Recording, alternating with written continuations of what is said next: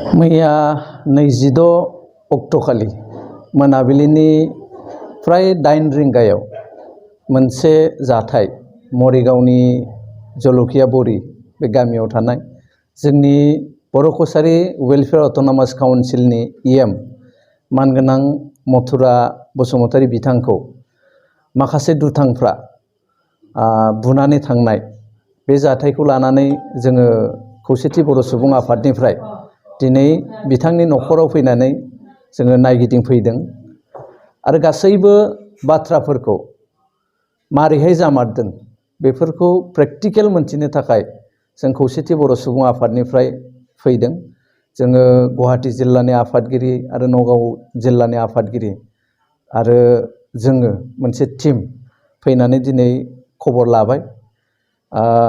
खोब दुखुनांथाव मोनसे जाथाय जाय दुथांफ्रा बे हाबाखौ मावदों बेखौ इतिमध्ये पुलिसा एरेस्ट खालामदों।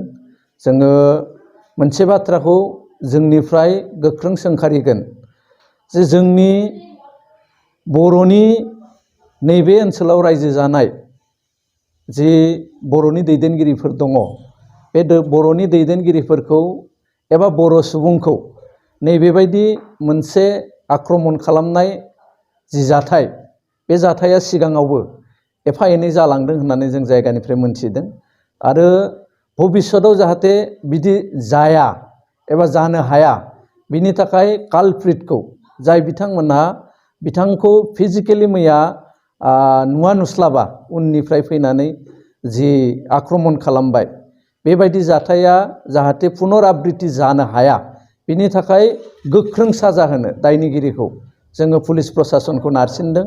इतिमध्ये पुलिस प्रशासना सानैखौ हमदों, दासिमबो बिथांमोननि थानायावनो दङ बिथां सानैया। खिन्थु गाबोन बिथांमोनखौ जेन' मोजां बिजिरनानै गोख्रों आयेननि गेजेरजों साजा होयो बेनि थाखाय जोङो सोरखारखौ नारसिनदों।